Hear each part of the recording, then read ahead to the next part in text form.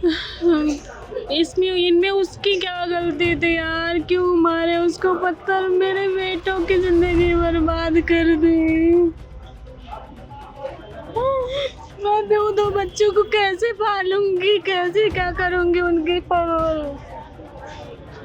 क्यों मारा मेरे पति को, उनकी मौत हो गई, उनका क्या दोष था, मेरे दो छोटे छोटे बच्चे हैं। ये दर्द है उस पत्नी का जिसके पति की मौत हो गई। वो पति जो कि रीवा से इंदौर में सफ़र करने के लिए निकला था और बस में सवार था। अचानक तीन अज्ञात बदमाश आते हैं और बस पर पथराव करना शुरू कर देते हैं। एक पत्थर कांच तोड़ता हुआ केबिन में बैठे डॉक्टर हीरामणि कोरी के सिर पर लगता है और उसके बाद उनकी मौत हो जाती है। मौके पर जब पत्नी पहुंचती है तो उसका दर्द निकल कर सामने आता है। आखिर क्यों बस पर पथराव हुआ और कैसे ये पूरी घटना घट गई, इसकी पूरी कहानी विस्तार के साथ हम आपको बताएंगे। नमस्कार, मैं हूं अनुराग श्रीवास्तव और आप देख रहे हैं लोकमत हिंदी।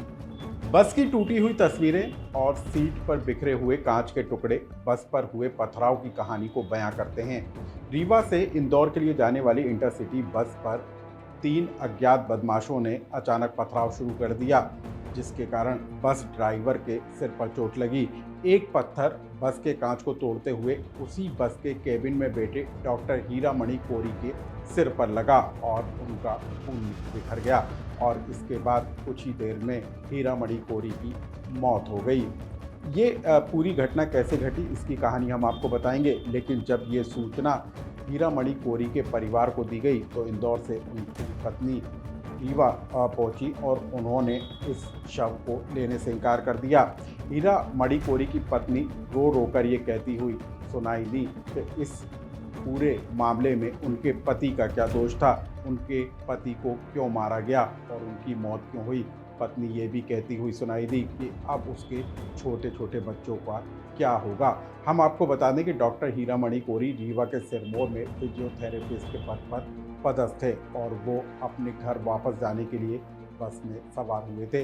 लेकिन अब हीरामणि कोरी की पत्नी का रो रो कर बुरा हाल है। उनकी जॉब है सिरमौर में, हाँ। तो वो जॉब के लिए आए थे। फिर मेरे से बोले कि मैं नहीं आ रहा हूँ सैटरडे को, क्योंकि मेरे को मंडे को एक फॉर्म जमा करना है। जी। फिर वो मंडे को शाम को निकले हैं। हाँ।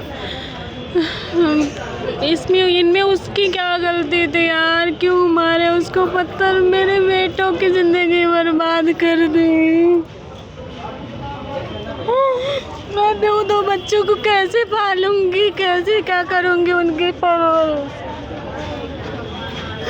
बच्चों की भविष्य को लेके इतना वो थे कि क्या बताऊं मैं, कि बच्चों को पढ़ाना है, ये बनाना है, वो बनाना है। मैं आके अकेले कैसे करूंगी सारी चीजें।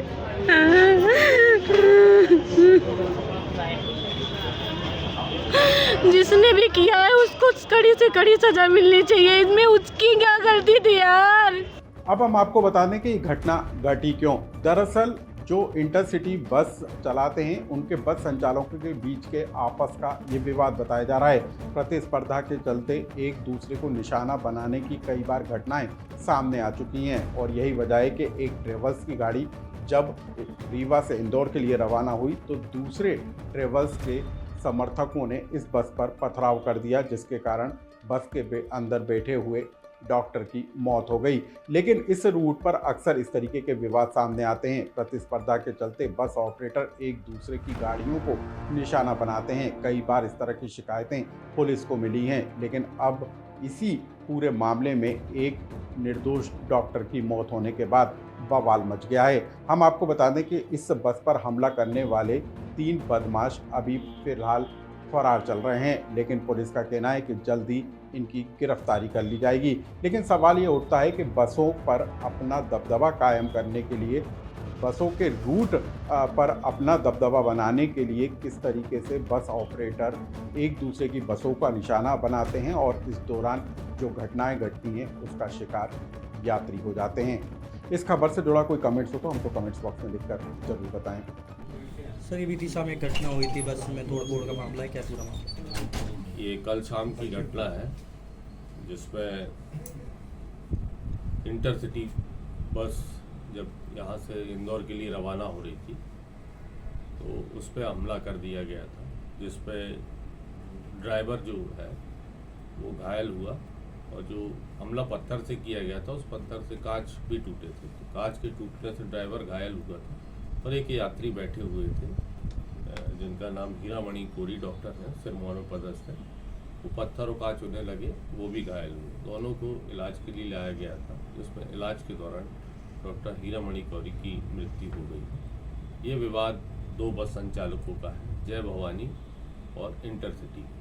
इनके मध्य जो है विवाद चला आ रहा है। इसके पूर्व में भी इन पे अपराध पंजीबद्ध है।